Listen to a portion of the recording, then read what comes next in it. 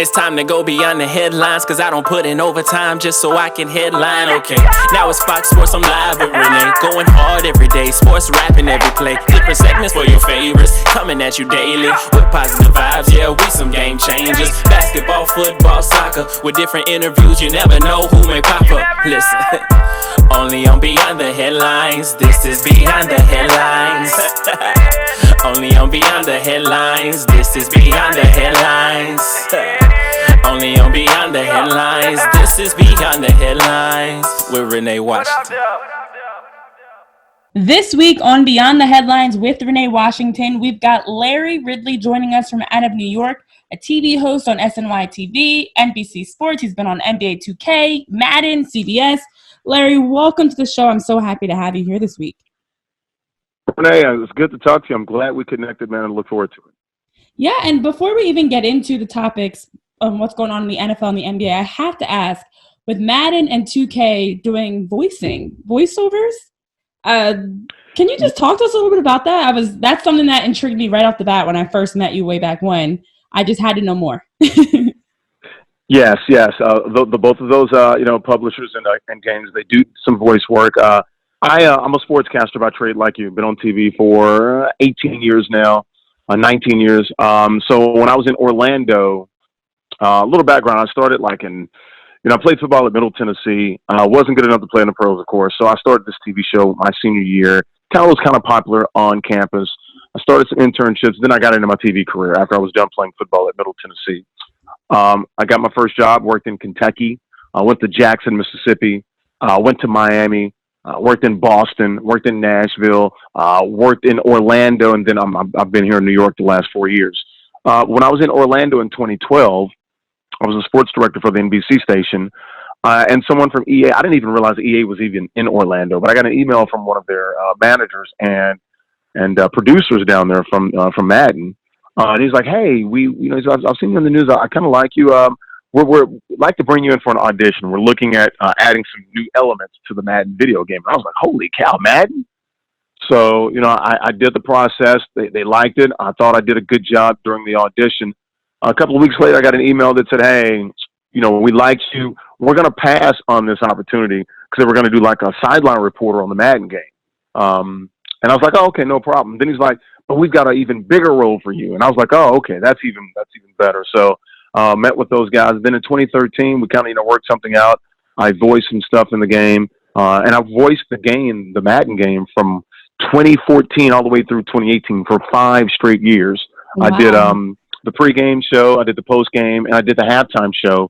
And I voiced some other elements in the game, like, some other elements in the game that people play.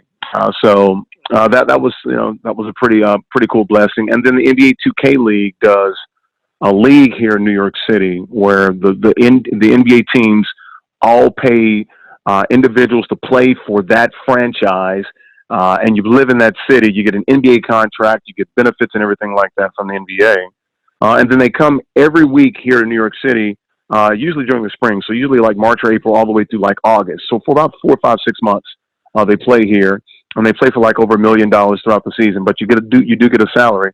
And they were looking for a host and things of that nature. So it was me and a few other people. We're the host. We have a sideline reporter. We've got play-by-play guys and things of that nature. And they have a studio, a nice, beautiful studio in New York City. So that's kind of how I got hooked up with the NBA 2K and their NBA-run NBA 2K League. So a little backstory there. But video games have been prominent in my career the last, I would say, 4, 5, 6, 7 years. I do Madden tournaments throughout the country. When we were texting this past weekend, I was up in Foxwoods doing a tournament. And I usually do it with Bart Scott and some other NFL players, former NFL players that we do that with. And I go around the country doing these Madden tournaments for the NFL, EA, and I have my own league as well that the NFL asked me to do, and I do that throughout the year. So that's a little backstory about how the video games basically have taken off as much, if not more, than my personal professional television career nowadays. So it's been a blessing, that's for sure. And you know what? What I love about that is the fact that, as you mentioned, your career has now branched off in so many different directions because of the versatility that you add and the ability to just take those chances. You had these opportunities and one just kind of, as you mentioned, steamrolled into the next. And here you are years later, and you can now say that's something that you're a part of.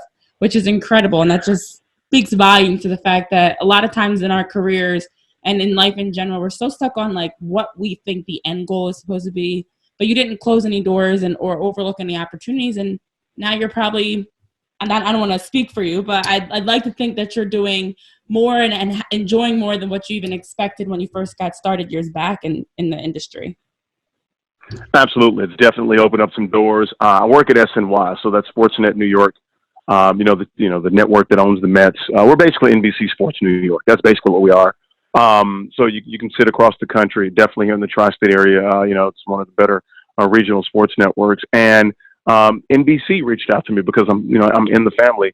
So if they do like these big esports events, and they usually do in the summer, like I do Rocket League for them and things of that nature. So I'm a host and a reporter for them. So the network, they reach down into the NBC pipeline and they grab people that have a background in video gaming and esports. So that was also a blessing as well. So that's the work that I do at NBC Sports, and I work with them, often at times throughout the summer. So you're right. It's definitely been a branch. And, you look at esports now and video gaming, just with the demographics, the young people. So a lot of these companies and a lot of these networks are trying to do anything to sort of reach that younger demo. And this is a great way to do it. When you look at the streaming, you look at everything that we do digitally, electronically. It's just a great avenue for all of that. Yeah, that's remarkable, and that's exciting. I'm glad that you explained that, in more detail, because I had no idea, and I was thinking one thing. I figured it was voiceovers and doing voicing, but I had no idea the magnitude of all that's involved with that opportunity. So congrats on that. But I did, as you mentioned, since you work with SNY up in New York, I did want to have you on this week to also get into what's going on around the NBA, specifically with the Nets, because we saw Kyrie Irving made his return to Brooklyn. He's back on the court, and he hasn't returned quietly. He's been in the news. There's been a lot of things going on, from his arguments, about if you're not in our locker room, stay the F out. Then he was talking about comparing himself to Martin Luther King, which we just celebrated Martin Luther King Day on Monday. And he was crucified for that. I mean, talk to us about what is going on with Kyrie Irving in Brooklyn as he's trying to figure out his identity with a new team and how he fits into it, especially dealing with injuries, which makes it even harder to make that transition.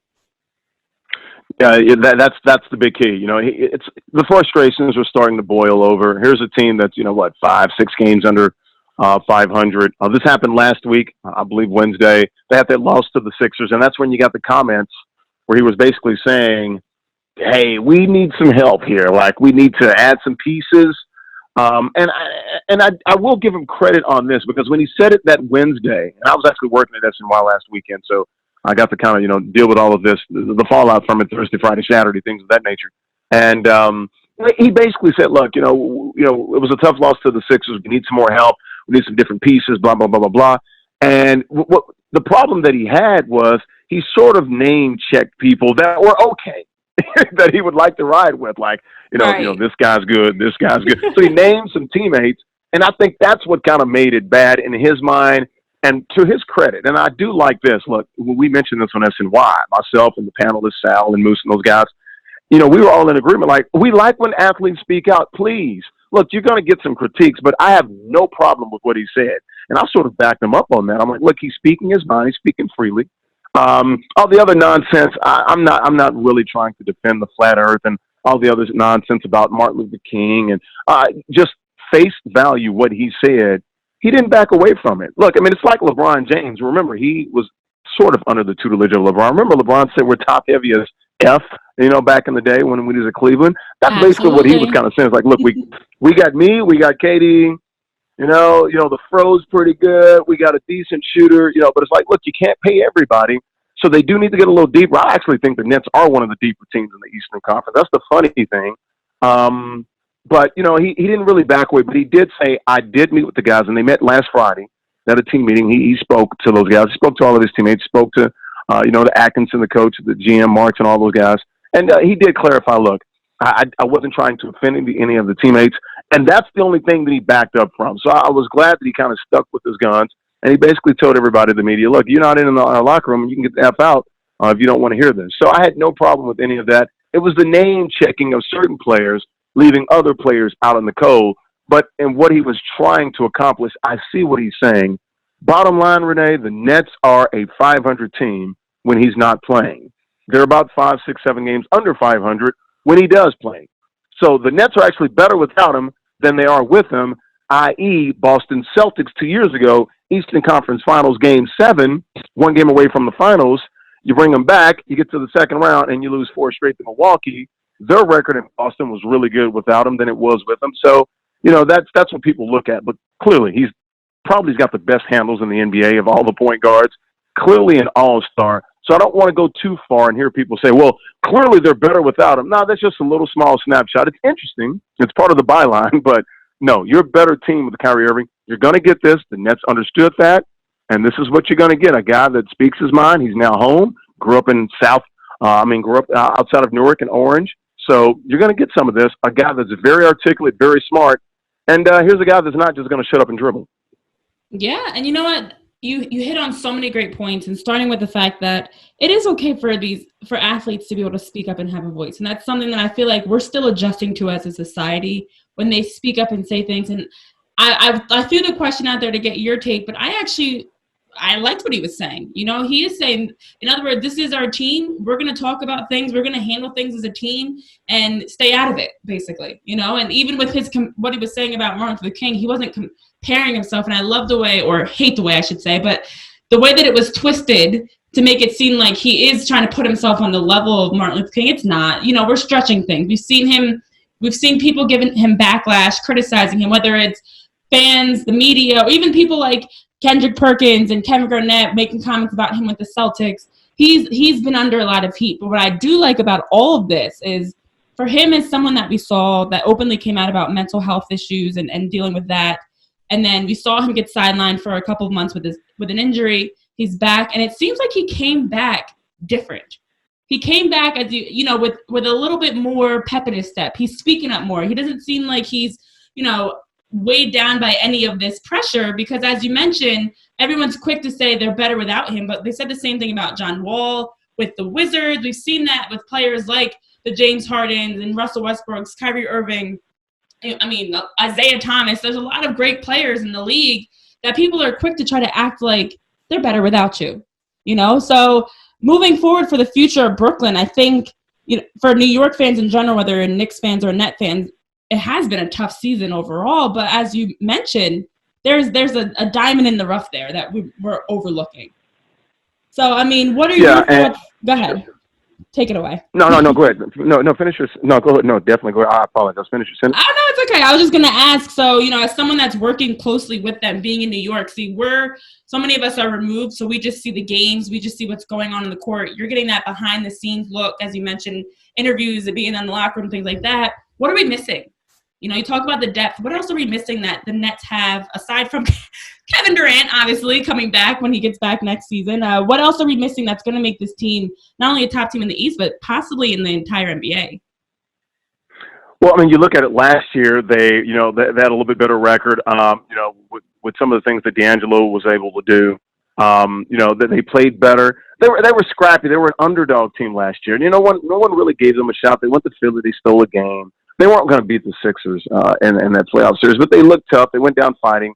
Scrappy team. This year, more of a bullseye on them. You got Kyrie. Now he's been out and had that shoulder impingement. He was gone for since middle of November, right? So almost 2 months. Actually, surprisingly, I was reporting the week before. I'm like, man, this doesn't look good. They think he's weeks away. Well, it was only 1 week, and he came back, and look, he's still putting up good numbers. He's got he had 30-something the other night. So. Look, the problem is, it's Kevin Durant. That's what they're missing, because he's not Batman. He's Robin. You're a good team if Kyrie Irving is your number 2 player, just like Cleveland had in 2016 when they tied. That's what they need. They need the big guy. You know what I'm saying? That's going to make them go. That's going to get them back into the NBA playoff race. Right now, they're still 7-8 seed. They're close. They'll probably make it, likely, but. He even mentioned this. This is a little small fact that no one got out of it, but he's like, I'm not satisfied with 7th place or 8th place in the Eastern Conference. Well, that's what they are right now. Yeah, you're one of your most dynamic players in the NBA. Your best player right now that's healthy. He's still a 6'1" point guard. How far can you go with that? And that the cast that he has, which is a good cast. It's not a great cast. They don't scare anyone. They definitely wouldn't be favored over any of the top 4 teams in the East. Probably 5 teams. They're not better than Indy. They're not better than Boston. They're not better than Philly. Not better than Milwaukee. Not better than Miami. That's 5 teams right now that they'd be lucky to get a game in a series. So what is the expectation for this team? I always thought it was out of whack because of what they did last year. Now what they are this year is pretty much the same team as that they had last year. You swap out D'Angelo, you bring in Kyrie. Kyrie's a better player than D'Angelo Russell. We all agree with that. But, I mean, when it comes to the analytics and looking at it on the margins, win shares and things of that nature, probably about the same. So for me coming in, I thought they'd be around a 35 to 40 win team, maybe close to 500. They're about that right now, 4, 5, 6 games under. We'll see where things lie. Coming up post All-Star break, they'll likely get in the playoffs, but they're going to get matched up with a Milwaukee or a Philly or Boston, and they'll be happy if they get 2 games. I could not agree more. I think for the Nets and for anybody that's a Brooklyn fan, you kind of just have to take this in stride and realize that this is, especially for the Nets, with having Kyrie Irving working back in, Kevin Durant who's still out. It's a marathon. The success is not going to happen right away. So anything you take now, you just take as the rest of the guys able to get some good minutes, get some good confidence. So now when you add a healthy Kyrie, when you add a healthy Kevin Durant, hopefully they can just hit the ground running instead of having to kind of regroup and start it from scratch. So, yeah, I think it's interesting that you mentioned these things because, as someone that's working up there in New York, you're getting a sense of what this team is all about. And a lot of people just look at records and the fact that they are at the bottom of the East and all the the losses, but we're not taking into consideration all that's missing and all that's growing with the losses. So I'm interested to see what happens because the East can be theirs. As next year could definitely be theirs. So especially when we're looking at Giannis and where he's going. But you're right, this was not about 2019-20. This was all about 2020-21 for the Nets. Mm-hmm. That's what this was about. Oh yeah. So it's exciting. Just right now it's painful, but it'll get there. It's tough. But let's shift into the NFL because you do work in all of the sports. But I do want to get your take because we did see some incredible AFC and NFC championship performances with the 49ers and the Chiefs coming out on top as they are geared to match up in the Super Bowl. Let's start with the Kansas City Chiefs. And Andy Reid finally gets over the hump. He's headed to the Super Bowl. There's a lot of pressure on him. Patrick Mahomes, who you cannot even overlook all the tremendous records and numbers that he's putting up each game. But your initial thoughts on the Chiefs win over the Titans? Well, I'm from Nashville, Tennessee, originally born and raised there, so it was tough to see my Titans go down. I thought the Titans got away from their true identity. They were up 10-0, but I still think it was too much Ryan Tannehill. It's like, look, you guys beat the defending Super Bowl champs and the Ravens, 2 of the top 3 teams in the AFC, back-to-back weeks on the road by giving it to that monster back there in the backfield. I like Ryan Tannehill. I don't want him leading me to victory, though. I don't understand that. And they have to lead, and it's like, just run, Derek. Just run them. Keep feeding them like you did against Baltimore. And I just think they got out of sorts. They got too cute. Mm-hmm. No, I agree. No, go ahead, Renee. I was saying if it ain't broke, don't try to fix it. Don't try to change it. And Derrick Henry. Kyle Shanahan didn't try to change it, did he? Did Kyle Shanahan change it? But that's the thing. I mean, the Titans had a remarkable run to even get to the AFC Championship, and we saw them, as you mentioned, knocking off the Ravens and the Patriots, which no one expected them to do, to beat one, let alone both of them on the road. And Derrick Henry has been unstoppable. So why change it up and why try to get cute now that you are at this point of the and being so close to the Super Bowl? Go with what's been working. They have to lead 2 10-point leads. No, they have to lead 2 10-point leads. Even in the fourth quarter, it's like, guys, you're only down 4. You're not down 40. Run the man. This is what you do. You're a physical, hard-nosed team. You're a front-running team in the sense that that's what you want to do. You want to play these games close so you can keep the run threat available. But yeah, then when they get down 17, it's like, all right, now we have to see Ryan Tannehill. And they made some plays at the end, but it wasn't enough. But clearly did not like the game plan there. So I'm definitely not a fan of that. But back to the Chiefs. This thing started changing around week 10, week 11 for those guys. They went to Foxborough, won. Not a pretty game. Mahomes didn't throw a touchdown in the second half. His numbers this year weren't nearly as gaudy as they were last year. His numbers were actually down a bit this year, but he was more efficient, and the defense got better. That's the thing. Frank Clark and those guys, Jones and those guys, the front four, they can get after the quarterback. The secondary playing a little bit better. And with Honey Badger back there, patrolling the areas on the defense. So that's been a key for those guys. And like you look at his numbers yesterday, 4 total touchdowns, still under 300 yards. Mm-hmm. It wasn't vintage Pat, Mahomes, but that run at the end of the first half, that was a backbreaker for the Titans. I think that actually won the game for the Chiefs. They were able to take the lead, and then they really didn't look back after that. This is a scary team. Andy Reid in the second half, no one's talking about this. Look at what he did. He was able to run the ball as well with Williams and those guys. He was taking those 4 and 5 yard runs because the Titans were giving it to him by playing coverage. So I like the coaching job, masterful job by Andy Reid and his staff. Eric Bieniemy, who needs to be a head coach. I'm sorry he's calling the plays. Give this man a shot there. I like what the Chiefs are doing. It's going to be tough, though, going against that Niners defense and the way they're playing as well, which is they are like the Titans with a little bit more speed. They'll get you in a phone booth and beat you up a little bit. It's going to be a rock fight. It definitely is, and that's a perfect transition as we get into the 49ers win. I mean, they went up early and did not take their foot off the gas, and I know even at halftime I was kind of throwing out the question just to see what people would, what Packers fans and whoever else would think if they were going to have it in them to make a second-half comeback. Of course, they made it. They at least got on the scoreboard after being shut out, but, this game was over early, and the 49ers have been, especially in the postseason, very clean, very, very dominant. And they, unlike the Titans, continue to use what's been working and got what was a very lopsided, one-sided win all the way through. So your thoughts on the 49ers as they get ready to take on the Chiefs? I think about Kyle Shanahan. I think about Houston 3 years ago, Super Bowl 51. I think 28-3. And I think meeting Belichick the following, that after the Super Bowl, at the scouting combine in Naptown in Indianapolis. And I think Belichick gave it to him. It's like, dude, you were still throwing the ball up 28-3, so we can kind of disguise some things and devise some things to come after you. Why didn't they run the ball up 25 points?